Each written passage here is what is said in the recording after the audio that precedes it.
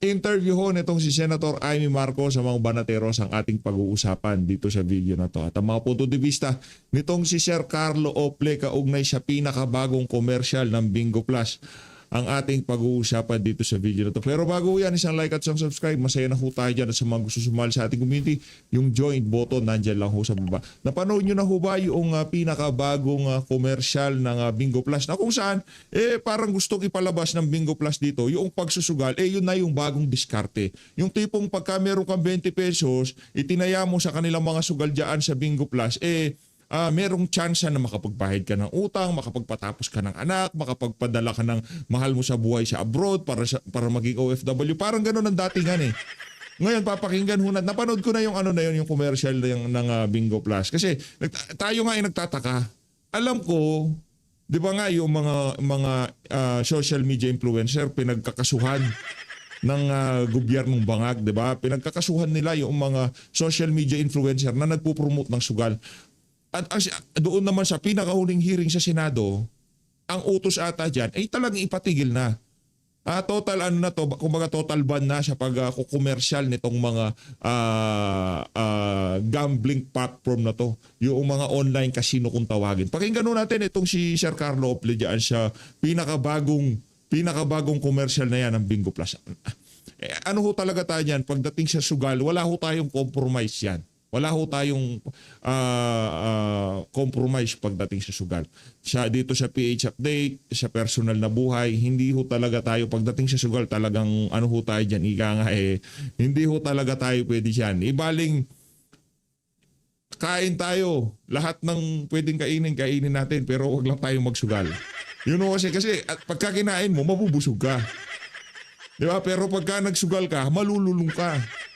Diba? Ganun ho yun eh. Ibaling, gamitin mo sa ibang bagay, pambili mo ng damit, pambili mo ng wag mo lang pang sugal ang pera, wala tayong problema. Pero pagka yung pinangsugal mo na, malaking problema yan. Diba? Hindi ho madaling kitain ng pera. Kaya para sa mga kababayan natin kumakain araw-araw, kung meron ho kayong na itabi nyo na lang. Mas maigi pang ilagay nyo yan sa mga digital banks na nag-o-offer ng kahit papaano merong kahit nakakarampot na tubo, pwede na yun. At least yung pera mo, hindi mabilis yung paglago, pero consistent araw-araw. Pero yung iba, lalagay mo siya dito sa mga Bingo Plus. Malaking kalokohan. Pakinggan natin ito si Sir Carlo Ople. There's a new video going around by a casino that positions it hindi na entertainment. Diskarte na daw siya ngayon. Nako. So para sa kanila, spinning a digital wheel or betting 20 pesos is now their way out of poverty. In this video, let's talk about how sickening that message is. Una-una sa lahat, the video targets Class D and E dito sa Pilipinas. Mga jeepney drivers, mga sweepers, minimum wage earners. Doon pa lang, talagang madudurog na puso ninyo. Secondly, sinisira nila yung word na diskarte para sa ating mga Pilipino. Kasi ang diskarte, ibig sabihin yan, street smart, tiyaga, wais. Ngayon, ang gusto nila, diskarte equals sugal. From hard work, use your last 100 pesos, i-bet mo at magdasal kang may mirakulo. Doon sa web video, they show working class heroes betting their hard-earned money, tas mananalo sila, magbabago buhay nila, mababayaran na yung tuition fee ng anak nila, makakalipad na yung mister nila, magiging overseas Filipino na, at lahat yun, salamat sa pinusto na lang pera at nanalo sila. Pero hindi pinapakita yung totoong nangyayari pagdating sa casino, which is the house always wins. The house always Let's be very wins. clear. You're not teaching Filipinos diskarte. You are selling a predatory tax on hope. Over 50% of Filipinos who gamble come from low-income households. Yung pinagtataya nila na hinihingi ninyo para palabasin na diskarte out of poverty, hindi yan disposable income. Pambayad yan sa gatas, pambayad yan sa pagkain, pambayad yan sa tuition fee, pambayad yan sa commute nila para makapagpunta sila sa trabaho. Telling a family na naghihirap maglagay ng pagkain sa lamesa nila, na ilagay na lang yung pera na yon sa isang slot machine para makatakas sila sa kahirapan ng buhay, hindi yan diskarte.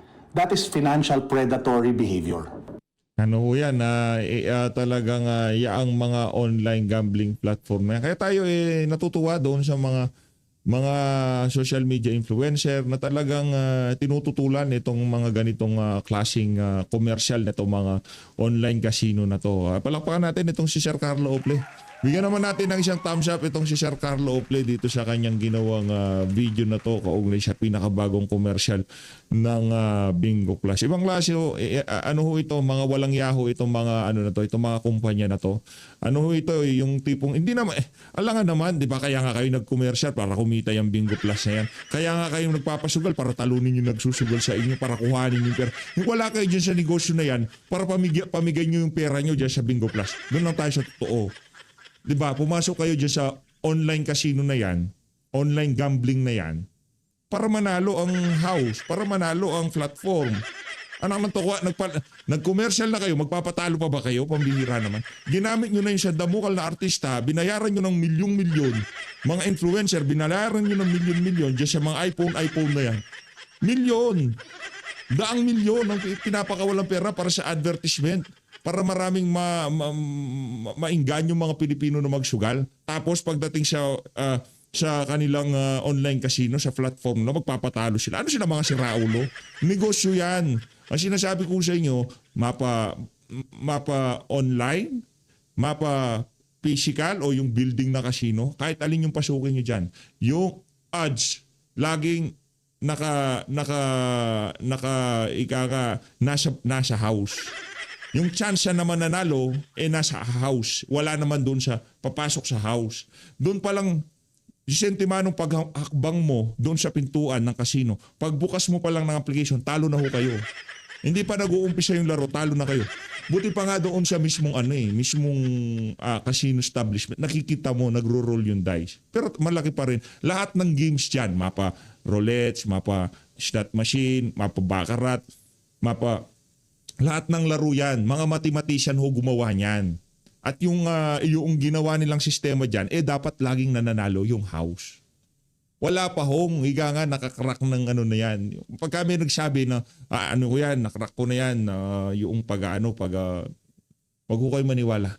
Kung matalino ka, mas matalino yung mga hinayar ng mga kasino na to, para ika nga yung odds, yung tsansa na manalo yung player versus sa casino, laging paborable sa casino. Yun pa nga lang paghakbang mo, pagpunta mo pa lang doon, talo ka na.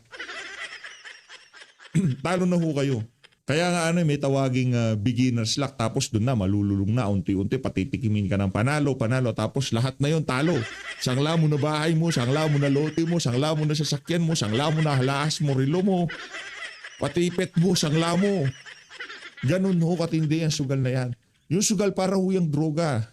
Para hong droga. Yung pagiging sugarol at pagiging addict sa droga, wala hong pinagkaiba yan. Wala hong pinagkaiba yung ano na yan. Tawag dito, ano na yan, yaang dalawang industriya na yan. It exploits desperation and calls it empowerment. Empowerment. Magkalinawan lang tayo. Real diskarte, nanay nagtatrabaho ng dalawang trabaho.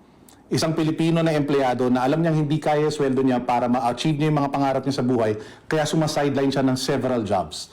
Isang tao na tipong may trabaho, night shift sa call center, pagkatapos noon magtatakbo siya ng Grab para lang makakita pa ng mas madaming pera kasi yun yung kailangan niya. Yun ang totoong diskarte. Yun ang diskarte. Ang mga Pilipino Yung diskarte, yung tipong talagang nag-hassle ka, matutulog ka ng 10 oras, mag-grab ka, maghihintay ka ng pasahero. Yung wala kang linalamang ang tao pero makaka-extra kita ka. Diba? Yun ang diskarte. Pero hindi diskarte ka, yung 10 piso mo, itataya mo dyan sa Bingo Plus na yan. Hindi diskarte yun. Hindi. At ako, hindi yun ang alam kong diskarte. Yung pagsusugal, hindi ko alam na diskarte yan. Hindi ko tayo magsusugal. Wag yung, alam ko yung mga kababayan nating OFW dito, siguro merong ilan dito na nalulung sa sugal, alam nila yung ika nga epekto niyan. Di ba? Kaya, ano ko kayo dyan, magkwento kayo ng inyong experience sa pagsusugal. Tayo talaga talagang matindi ho tayong bumatikos dyan sa sugal.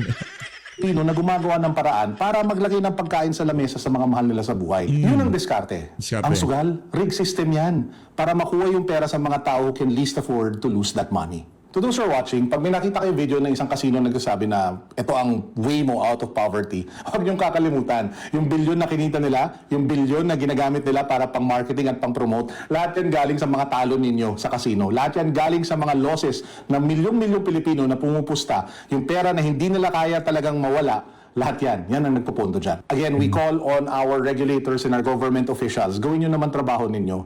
Hindi na nakakatuwa itong mga video na to at hindi na nakakatulong to whatsoever. This is the most predatory video I have ever seen coming from a gambling company. And you government officials who swore an oath to protect the welfare of Filipinos, galaw-galaw naman kayo dyan. Palakpakan natin no? Si Sir, ayaw yung magana. Sir Carlo Ople. Ayaw nyo man dagdagan yung mga video nyo din. Umako mo no? Hindi, in fairness naman dito kay Carlo Ople, pati yung mga ginagawa ng mga government official na kesyo mas nauuna pang nakukulong yung mga hindi involved sa flood control. Yung tipong mga ganun napapansin niya eh. Yung, oo, bumabanat siya minsan na ano, yung tipong ika nga hindi naman dilaw eh. Actually, wala siyang kulay eh. Si Pikachu lang yung may kulay sa likod niya. Sir, pan din ako ng ano, Pokemon, no? Ano siya, yung talagang, yung pagsalansa niya, nakagitna. Halos gitna. Hindi, gitna naman. Kita nyo naman ho yun, mga kababayan, di ba? Kasi kung dilawan, pinklawan ka, Talyanista, ensaymada, di ka gagalaw, di ka babanat. Kasi alam mo, hindi naman mangyayari yan kung hindi pinahintulutan ng administrasyon. Sa kaninong administrasyon ba na kesyo, pinatigil daw ang Pogo, pinatigil daw ang online gambling. Pero pagtingin mo sa billboard, pagka nasa NLEX ka, sandamukal yung playtime, sandamukal yung... Di ba? Yung tipong iba yung sinasabi nila sa nangyayari sa ano sa ground. Iba. Yung i-anunsyo, wala na, bawal na mag-advertise ng...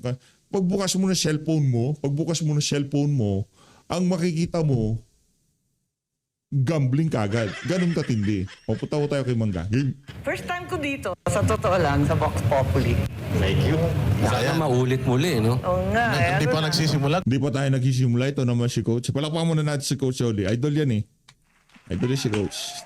Gusto niyo nang maulit, ha? Maulit na eh. Umpisa muna natin. Oo. Kamusta naman po, Senator Amy? Kamusta naman po kayo? Kamusta naman po ang Senado? Mabuti naman, kaya lang, nakakapagod ang Senado ngayon eh.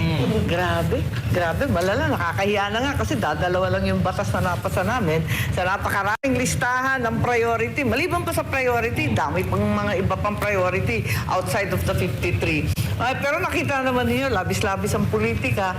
4 ang aming Senate President sa loob ng 1 taon. Tama ba yun? My goodness, grabe talaga naman. Tapos, 2 impeachment. Ayan naman, talagang wala kami magagawa kundi politika. Yan ang problema. Pero sa kabila ng lahat ng yan ng inyong nabanggit, ano po ang sekreto ng Amy Marcos? Bakit parang hindi naman halata sa itsura ninyo kayo stressed? Meron bang sumusunod sa inyo na makeup artist dyan sa... Wala nga eh, wala akong glam team, wala akong gana, wala sa mood.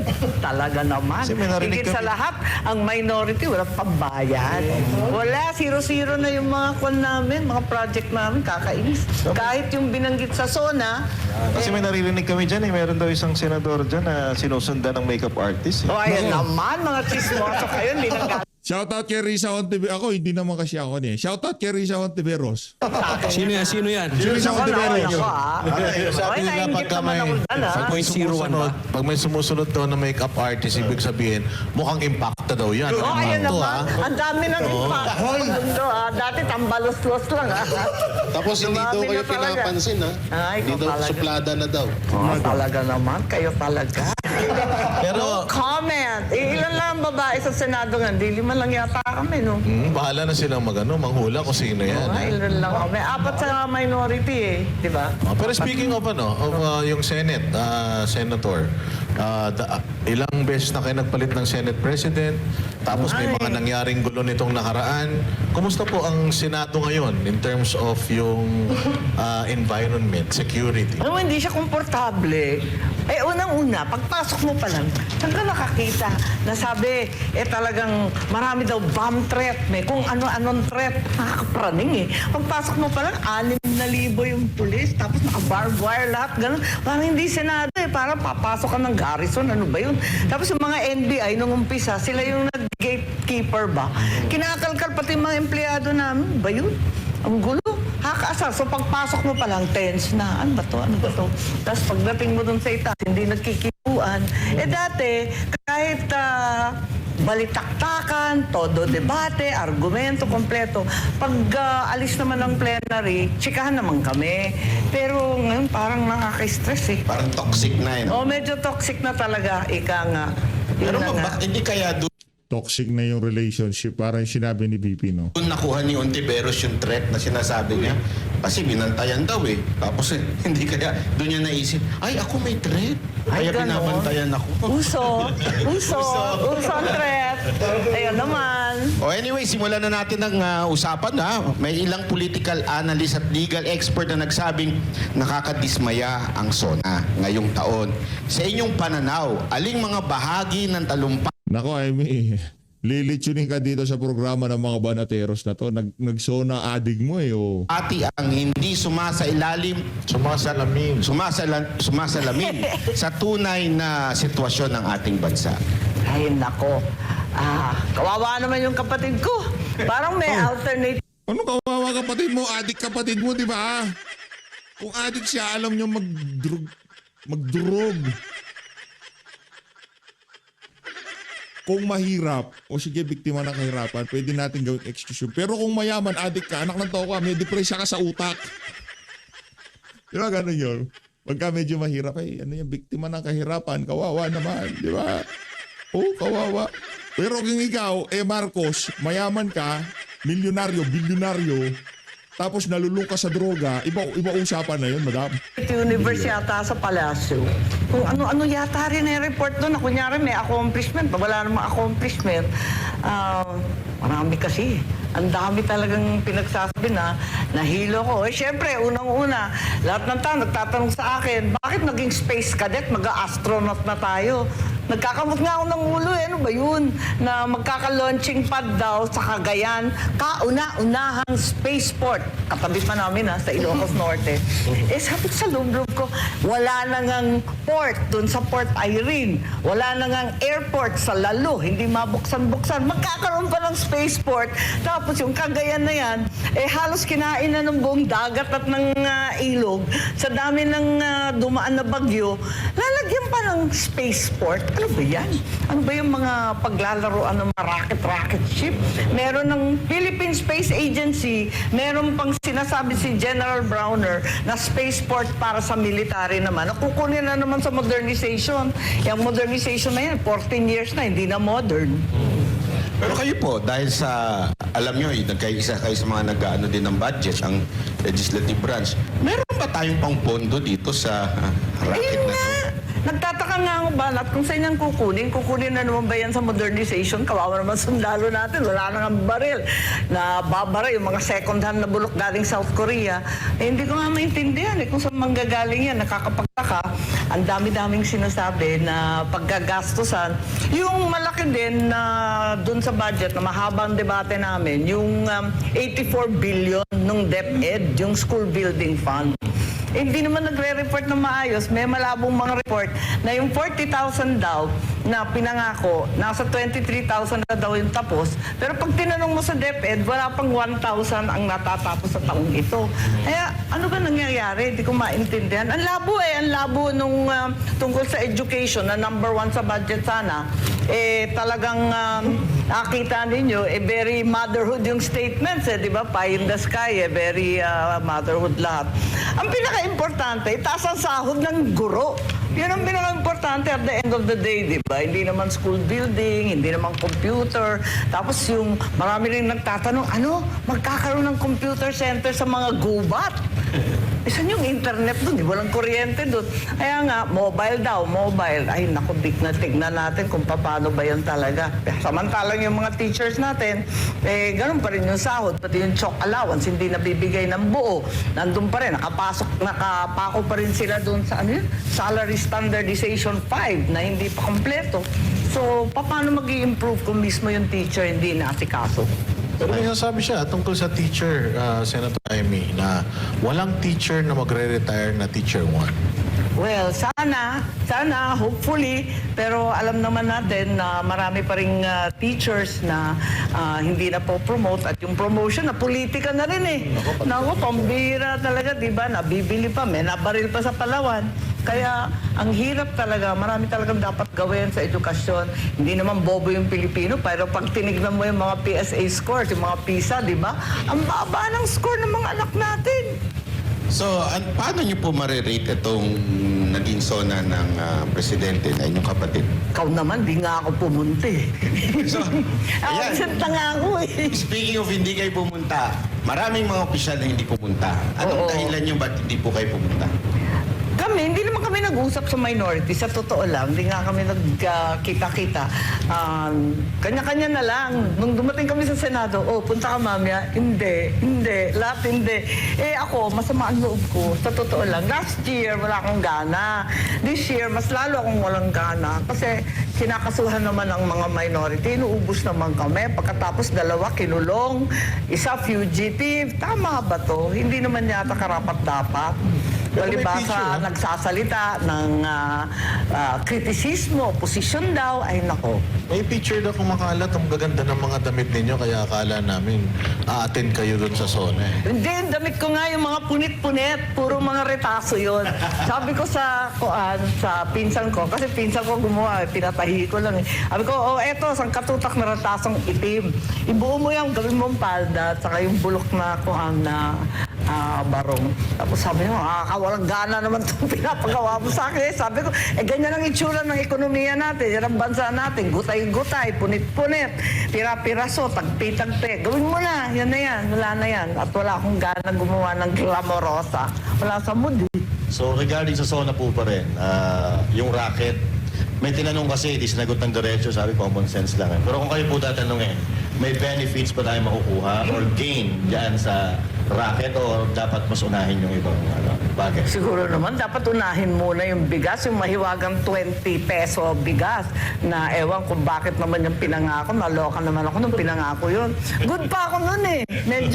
Medyo naniniwala pa akong may pag-asa noon. Abay, nagulat ako. Paano magiging 20 pesos yan? Akala ko tutulungan natin na magsasaka. Paano magiging 20 pesos yung abono kataas-taas, yung krudo kataas-taas, yung... Ganyan, yun. Pinagmalaki sa SONA na yung excise tax na minadali nila sa Senate at saka sa Congress, minadali nila ang todo. Wala nang debate. Sabi nila, kailangan. Nung linabas yung announcement, ang tinanggalan lang naman ng excise tax, yung kerosene at saka LPG, yung inaasam-asam na crudo at saka yung gasolina. Wala naman. Para pa kami nagpakamatay dun sa excise tax na yun. Sana, kahit bawasan yung excise tax, kahit mga lahati man lang, at pati na rin yung VAT, dapat tanggalin na rin para sa mga minimum consumers. Ang taas na naman eh. Di ba? Sabi nila, bumaba, taas. Di ko na nga sinusundan eh. Pero sa ganun po kayo ha, nanood doon po kayo, paano kayo nanood or saan kayo nag-monitor nung zona ng inyong ading? Natetense kasi ako pag nagsasalita ang kapatid ko, na-stress ako. Yung ibang minority, nagpipon-tipon doon sa lugar ni Alan, Peter Cayetano. Ako sumunod na lang after. Kasi nagdadasal ako sa umpisa lagi, nananervous ako. Tatakot ako kung anong sasabihin eh. Kasi yun nga, kung ano-ano yung mga racket, computer sa gubat, nakakakamot ng ulo eh. Samantalang sangkahig santuka ang karamihan ng pamilya ngayon. Pero sinabi nyo kanina na naaawa kayo sa kapatid nyo dahil kung ano-ano na yung pinagsasabi niya. Sa tingin nyo may gumagawa ng mga sinasabi niya sa SONA? Matinik naman yun eh. Marunong Sino naman kaya? yun. Ewan, Hindi, wag mo nang papugiin si Ami si Marcos Jr. Ragnas na mukha niya, madam. Magaling naman yun. Kung magaling yung kapatid mo, hindi siya magda-drugs in the first place. Kasi kung magaling ka talaga, hindi ka gagamit yan eh. Yun, ganun kasi. How naman? Kesyo, nagre-report sa kanya, wala naman sigurong nangyayari, tapos rini-report niya. Luka-luk. aming wibulong dun di ba? Pero siya ang gumawa at naniniwala kayo siya ang gumawa ng kanyang speech. Oo naman. Pero sana mas fact-based at saka yung state of the nation. Alam naman ng tao kung anong kalagayan ng buhay nila, no? Sana medyo dikit sa nangyayari sa araw-araw sa bawat pamilya. Isa pang malaking pasabog dun sa zona na yun ay yung kakasuhan daw ang inyong pinsan. Hindi daw siya presidente ng inyong pamilya. Yan. Oo nga, Ano oo ang nga. sa palagay po ninyo doon? Ewan ko, asa na yung pasabog? Tagal naman natin naghihintay, tapos na yung New Year, tapos na yung Pasko, di ba? Pasko dapat. Ano ba yun? Kung pasabog ba yun? Ewan ko. Pero Kayo, tingin nyo- anong bet ninyo? Sabi, gumagawa ng charges. Nagtataka nga ako, ang bilis-bilis kapag yung senador na oposisyon ng Turing. Bakit ito? Ang tagal-tagal. Tutak na yung ebidensya. Kaya dami-dami na ng mga testigo. Ano pang inaantay? Parang yung sinabi niyo rin yan dati, madam, naaalala ko na sinabihan niyo si BBM na pangalanan mo na kung sino yung mga yan. Noon pa yun, yung goods pa kayo eh. Asan na yung Hanggang ngayon, wala pa rin. pasabog? Pero sa tingin Ni nyo, Sen, Quitis, ni Posporo. matutuloy kaya yan? Makukulong kaya si dating speaker? Oo, parang hindi ako maniwala kasi yun nga yung sabi na wala, kakasuhan daw. Ang binabanggit naman ng mga kaso, puro bailable. Tapos may bulong pa na may order daw sa DOJ na tagal-tagalan ng konti ang preliminary investigation hanggang 2028. Kaya yun.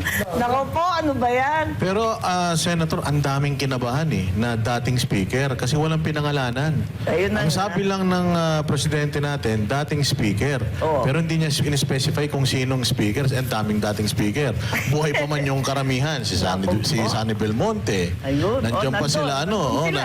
nandiyan pa sila Alan Lord Velasco, si Alvarez, si Cayetano na ngayon ay Pero wala rin. naman duda kung sino. So, Diba? talagang ang tinutumbok nito yung inyong pinsan. Parang ganun na nga. Tapos yung mga congressman, nagpalakpakan. Nagpumalakpak ba sila doon sa part na yun? Tayuan, di ba? Palakpakan. Ay, paano na yung salamat kay Speaker na nagsasalita? Ewan ko, mga resolution of the EC, di ba? Ako po, Ewan, ganyan talaga, utos ng pangangailangan. Wala rin kaso sa awa ng Diyos. At ang nadali, itong mga senador na malayo naman sa kusina, kung tutuusin, kasi sila naman ang gumagawa sa Mahiwagang Baykam. Eto pa nakakapagtaka sa SONA. Ang SONA dapat bibigay sa iyo, yung 5 libro yun naabangan namin 5. May yung budget, tapos yung expenditures, tapos yung budget message, tapos yung listahan ng mga yung mga plantilla. 5 yun 5 na books. At least yung malalaki, yung dalawang malaki. Wala nga Sabi ko, ano ba nangyayari? Anong klaseng SONA yan? Yung pinakamahalaga, yung budget, wala doon. Nagtataka ngayon ako, bakit ganun ka-delayed? Sabi, baka sa kahulihan ng Agosto. 3rd week daw ng Agosto, maibibigay kasi hindi pa daw na-approve ng Malacanang. Basta yung nag-SONA, para kayong SONA. Bago mag-SONA, dapat binibigyan niya. Andun na dapat kasi aaralin na kagad yun First item yun most important bill yan That's the most important law. Ano ba pag-uusapan hindi na ibigay. Ang duda ko, walang koleksyon. Kasi talagang bulok nga yung negosyo. Ayan, napakatumal ng negosyo. Puros biyahe na lang yung mga Taipan. Alis ng alis, mas mura daw kesa sa malugi ng tuluyan. Ayan. Kaya nga wala yung budget Sabi ko nga, ano ba ito? Tayo nagsonang walang bit-bit. Ito pa, Senator Amy, isa to sa pinakamatinding nabanggit ng inyong ading. Hindi raw siya ang pangulo ng inyong pamilya, hindi siya ang pangulo ng mga kaibigan, kundi pangulo siya ng taong bayan. Oo naman. Sino ba talaga ang pangulo ng inyong pamilya? At anong masasabi niyo doon? Kung nga maintindihan bakit pa sinasabi yun? Siyempre, totoo yun. Kung kakasuhan yung isang tao, ituloy mo na. Wala nang pananakot, wala nang paandar. Alam mo yun? Di ba parang parang rehash lang nung statement ni President Erap noon yun. Oo. Nung walang kamag-anak, kapakapatid, walang pinsan, ganyan, di ba? Parang ganun nga Ang hirap Kasi ang inaasahan, di ba, kasi 6-year term yan. First first term, syempre sasabihin mo, maraming salamat sa nahalala ko. Tapos yung second year ng SONA, ilalatag mo, eto yung mga priority, ito yung nagawa natin, ito yung mga quick wins natin, nagawa naman natin. Ikatlo, ganun din, kasi mag-election, ganyan, magsasalita ka mga ganyan. Tapos yung fourth, pag yung fifth SONA mo na, kinakailangan, sasabihin, i-report mo na lahat ng accomplishment na nakaraan, kasi nakalimang taong nga eh. Dapat mahaba na yung listahan na. Tapos sasabihin mo na, eto yung legacy ko, kasi next year, di ba? Next year, last na eh. So dapat, eto na yung mga habilin, di ba? Saka legacy. Hindi ganun eh. Kasi nga yung accomplishment, di ko nga maintindihan. Binibida yung mga tulay na naayos, pinagkabit daw yung sirang tulay, yung mga sirang kalsada na buo. Talagang yung trabaho ng public works yan. Anong nakakasindak doon? Ano dapat i-report doon? Maintenance and repair lang yun. Hindi, meron daw po kasi pang yung last zone, doon na yung mga nakasuhan na si Romualdez. Ganon? Hindi pala kukulong. Susunod pa ulit. Nakasuhan na naman. Nakasuhan na. Reserve pala, reserve. Nakakaloka nga. O kaya nasimentohan na. Nasa mentahan na. Hindi pa Talaga, natutuyo, promise hindi pa nagagamit. Lilibing na yun Nako Para may content pa sa 6 zone. Ewan ko, hindi ko nga kaya nga, hindi ko nga maintindihan. Nagdududa nga ako, may kota kaya sa senador? Parang ganun eh. Anyway, talagang medyo disappointing. Ayoko nagsasalita ng ganito kasi sa totoo lang, inasam-asam namin ng halos 4 na dekada. Ang hirap talaga ng pinagdaanan namin mula noong 1986 at marami na rin kaming natutunan na kasanayan. At least may experience na kami, hindi na dapat nauulit yung mali, ano? Kaso, sinayang yung second chance, ika nga, nakakasama talaga ng loob. Mabigat talaga yung paghihinayang. Pero you think, ma'am, kung kayo po ay kasi noon, nung eleksyon, natatanda ako, magiging super ate kayo, kanyo eh. Ngayon, sabi ko Talagang nga. aalalayan niyo siya eh. Yun yung gusto niyo mangyari. Kung kayo ay hindi kayo kumbaga parang for the lack of better term na echepuera. Sa tingin po ninyo, magaguide nyo ng may yung inyong kapatid. Hindi sana tayo. Well, hindi ko naman sinasabi na alam ko lahat. Pero at least, yung mga priority ng tao, ng ordinaryong tao, na siya rin ang tinuro ng aking ama, dapat unahin yun. Unang-una yung peace and order. Wala namang binanggit tungkol sa peace and order kahit isa. Alam naman natin na ang kalsada ngayon, talagang maraming krimen, maraming droga. Isipin mo, 14 years old, 12 years old, nananaksak, nambabaril. Paano ka naman yan? Talagang there's something wrong, hindi ba? Tapos yung droga, ang mura na. At meron na naman tayong drug highways. So, sana at least, pinaka-basic yun. Hindi ka pwede mangalakal, walang negosyo, walang kita, walang trabaho kapag walang peace and order. So, nag-i-invest sa Pilipinas. Tapos yung trabaho, dapat tutukan yung trabaho talaga eh. Wala talagang kikitain at habang walang sweldo, syempre, tataas din ang krimen, ang pagnanakaw. So, Actually, ma'am, nararamdaman namin yung nararamdaman nyo. Kasi ngayon po, nararamdaman ko nang hirap magtanong sa inyo na binabanatan yung kapatid nyo. Sa totoo lang po, nahihiya kami. Sabi ko nga, paano kaya ninyo natitake yun na meron kayong kakayanan? Alam nyo po, madalas ko sabihin dito na kung meron mang nakakuha ng talino at galing ng inyong ama, definitely hindi po yung kapatid nyo, hindi kayo. ko, Totoo po yun eh. At alam ng lahat ng tao yan. In fairness, kasi nag-ano na tayo, nag-Ilocos na tayo. Nagpunta na tayo dun sa baluarte ng mga Marcos. Hindi kilala si Bongbong Marcos dun. Pagka merong matinding project dun, ang ibinibida nila yung manang Aimee nila. Hindi naman si Bongit. Wala daw ginawa yung Marcos Jr. na yan sa Ilocos Norte noon. Diba? Yan ang kilala nila, si Aimee Marcos. Kaya lang, medyo, yun nga, ang naging presidente siya yeah. at masakit na Bakit talaga? makita na pumapalpak na maaari naman, tama kayo eh, ilang taon yung tiniis, dekada. Yeah. Ngayon, may tatanong ko sa inyo to noon eh, paano kaya may aahon uli ang pangalan ng Ay, Marcos? wala na. Wala, kaya nga. Wala na yan. Anong ahon-ahon? Hayaan nyo. Wag na natin pakialaman yung pamilya Marcos. Diyan na lang sa may Ilocos Norte. Manahimik sila dyan. Anong ahon-ahon? Baka Ito, hindi ko nga masagot yan kasi hindi ko rin alam ang sagot. Dahil Wala. hindi Gigi, sabi mo, Gigi, good game na kami. Good game na kami, sabi mo, uwi na kami Ilocos Norte. Ganun lang naman. maganda Mangga ito nangyari sa Marcos 2.0, ano? Hindi talaga maipagmamalaki at hindi na ituwid yung mga mali. Apakasama talaga ng mga pangyayari. Ang nakakatawa lang dun sa SONA, binibilang ko kasi nagtataka ako, binanggit yung agrarian reform, yung land reform. Hoy, batas ko yan. Tapos binanggit din yung young creatives, yung tungkol sa creative industry. Oh, batas ko rin yan. Basta ko inaaway, puro naman akin. Yung 40 bills ko, yun ang sinona. Nagtataka ako, teka muna, pati yung systems laws, nagmula sa akin yun eh.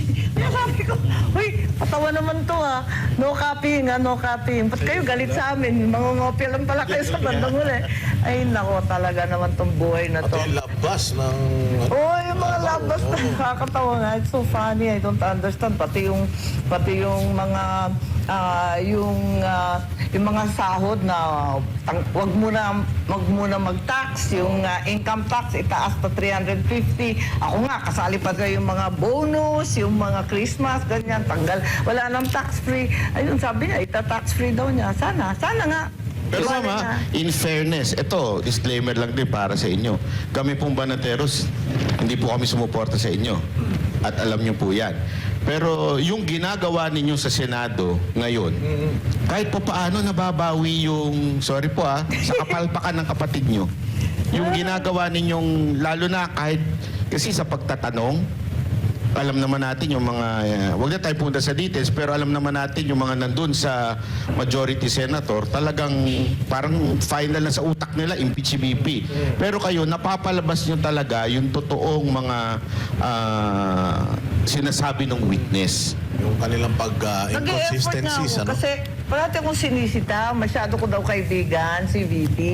So definitely daw partial ako at sigurado na ako boboto kontra sa impeachment. Eh sabi ko, yun nga, katulad ng sinabi ko kanina, sumumpa naman ang Constitution, yun ang una. Kahit kaibigan, kahit kaalyado. Pero, eto nga, kaya pag nagtatanong ako, binabasa ko maigi lahat ng kanilang konteksto, no? Para dun tayo madidikit sa dapat tatalima sa ebidensya. Eh, nakakaasar naman sila. Hinihingi pa yung ebidensya sa akin. Buti nga po kayo nagbabasa. Yung mismong prosecution, di marunong magbasa ng kanilang ebidensya. Yung sinubmit nila, hinihingi sa akin. Gusto ko sabihin, hoy, kayo nagbigay ng annex na yan. Kainis. Ano ba yan? Eh kung take 3 ka kasi sa bar, medyo talagang Ayan naman. Sino yan? Take 3? Kumbaga sa Dinight niya si Lenny. pelikula. Take 2 lang. Take 1, take 2, take 3. Oo, at least naman nung take 4, ox na. Okay. Hindi kasi alam mo kung bakit. Oo. Hindi mabasa, singkit. Oo. Ang lupit. Yan ba yung ano? Kuya, yan ba yung may malapit sa Maynila, maraming kalihol? Nakapangkwenta? Kayo ay. Ay! Parang kilala ko na yan. no? Kami naman po yun, kami. Ang tanong mo. Ano naman yung mga kasuhan, ma'am? Si Jay, may tanong. Lupit na yun. Senator Amy. Pero in fairness yung mga congressman laging nandun. Yun nga, kaya nga doon nga kami medyo nag-aalala, Madam Amy, kasi hindi ba, sabi nyo nga, yung supposedly, di ba napirmahan na yung kung magkano ang budget natin. Dapat Yes, ito-turn that's over right. na yung Correct. yung plano paano ibabalang kasi yung 2027 budget. Papaanong matatapos ito on time kung may impeachment, May impeachment. meron pang hearing ng flood control na May sinasabing hearing daw, yung flood hinaharang control. nyo. Pero hinaharang namin. Ba't naman nakaharangin yun? Yung Blue Ribbon, ang uunahin daw yung kaso laban sa minority leader na si Alan Cayetano. Hindi daw uunahin yung flood control Ano ba yun? Nung nasa labas pa si Senator Marcoleta, haba-haba nga ng listahan namin na gusto patawagin ng mga testigo, yung mga kung ano-anong mga dokumento na gusto namin suriin. Ang dami. Kaya nga kami gumawa ng minority report. Gumawa na nga kami ng minority report kasi bitin na bitin yung Blue Ribbon eh. Ayun. So, gumawa na kami. Kailan pa ba yun? October? November? Katagal-tagal na. Sa awa ng Diyos, hindi pa tinatawag yung mga Bakit testigong- kaya nasabi yan ng senador na napakatino? O, ayan naman. Baka 20 na naman. Pero ilang taon na po kayong senador? Ako, this is my first year of my second term. So, Kasi 2019 eh. so 12 PRRD, plus ano? tapos, So parang mga ilang taon Oo, na yan? ibig Mga sabihin, 15, seven. ganun. Seven. Seven. 2019, tapos 2026 ngayon. 7 years. 7 years? So 30 years old nung naging senador kayo? 12. Oh, tagal Kasi 37 eh. ang tagal ko sa house. Bakit gano'n? Humble na humble naman kayo. Pero may mga senador, isang taon pa lang senador, akala mo sila na may-ari ng ay yayabang. Kayo Mga Muelyo? Oo. Hindi, dalawa yan, yung majority. Isang napakatagal, napakayabang din. Ito naman bago Talaga, dito. kayo ganyan, ha? Mga classmate ko yan. Basta si Soto, manlalaro. Pinangalanan. Yan ang gusto ko kay Sir Jack. Walang filter. Magkakasundo kami ni Sir Jack. Sino yun? Manlalaro. Soto Grande. Paano mo na nagawa? Si Ma'am Ikaw talaga. Ma'am Amy, 7 years pa lang. Paano mo na nagawa? Pero, Pero kasama natin eh.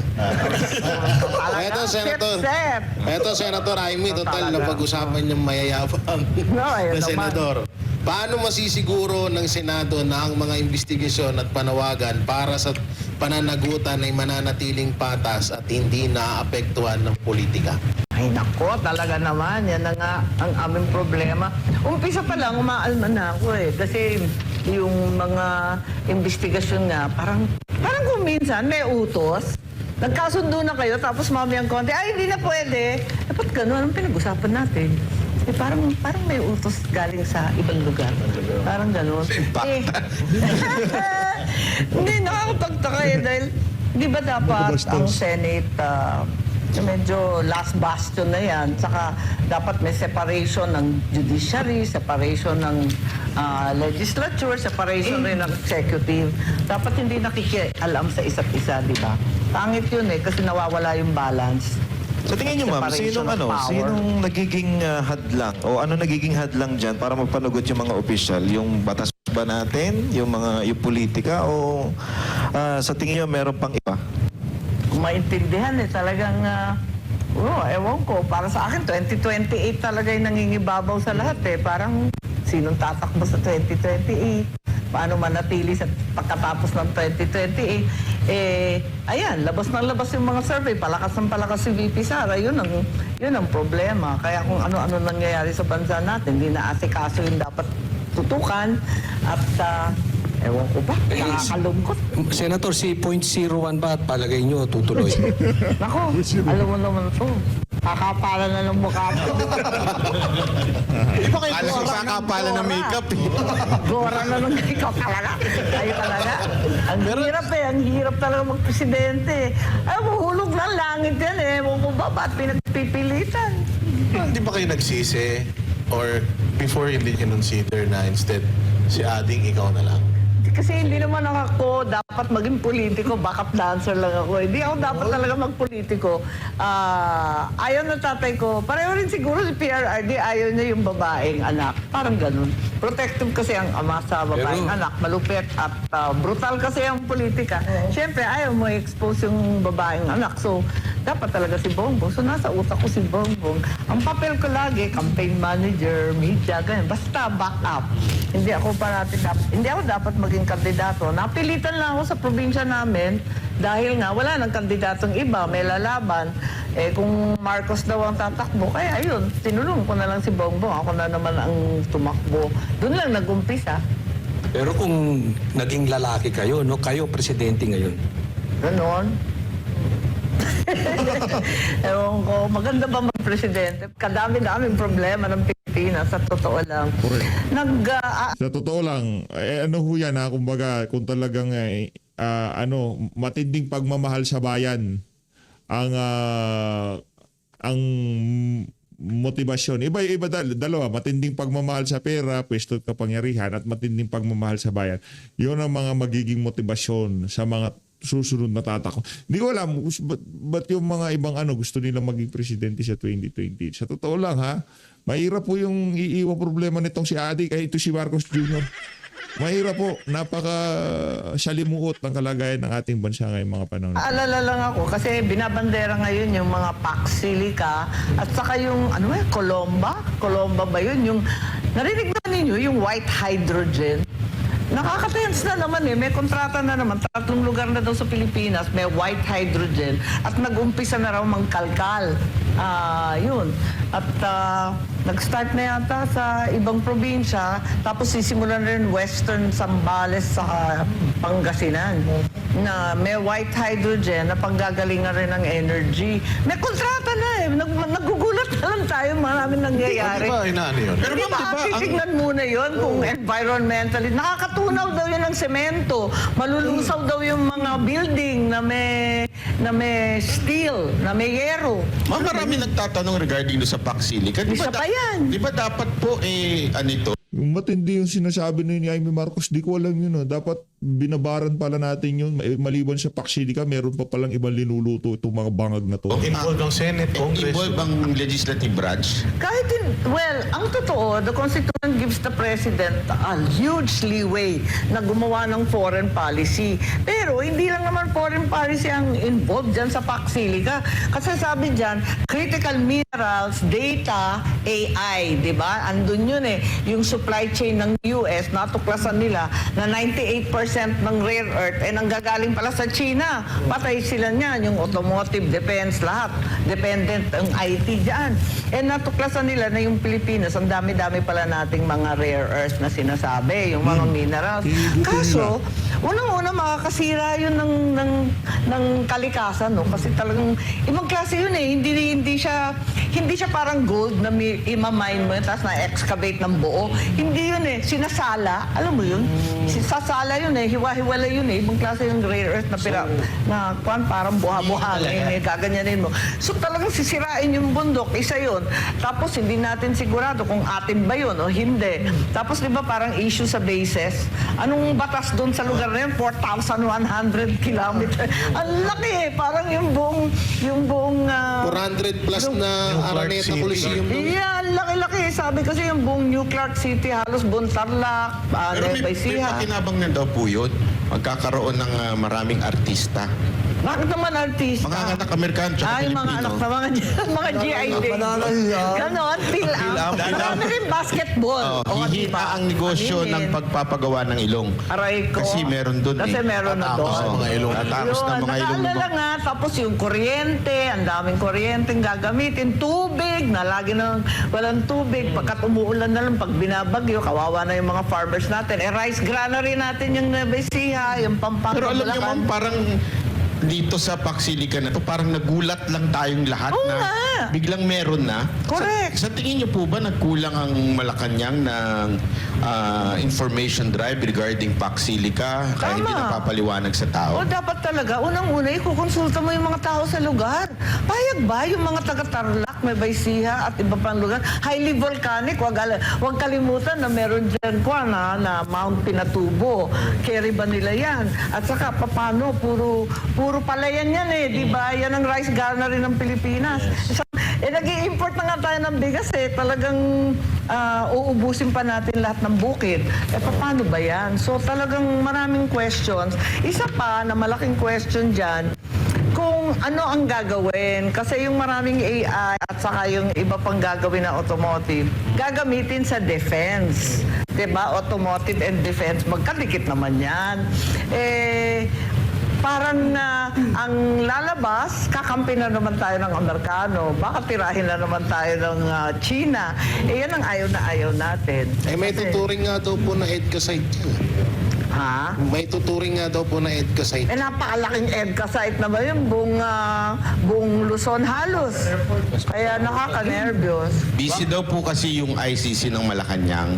Oh, Kaya aray hindi ko, na ipapaliwanag. Nako ha? Anong meaning niya, boss? Hindi ICC? ko naman pinangalanan. Sabi ko lang, impact ang Pwedeng impacta ka eh. Oh, Ganun eh. bato-bato sa langit, no? Oo, pero Pero bakit Senator, ganun?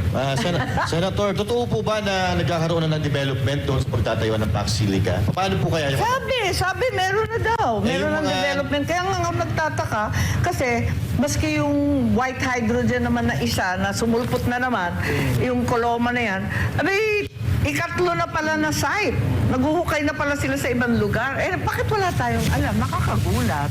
So, I'm really worried. ano yan, na kumbaga, Sen Amy, maraming makukulong next administration. As always, maraming salamat sa pag-support sa PH Update. Mag-ingat po kayo lahat. Alam natin Pilipinas. Plunder yan, plunder.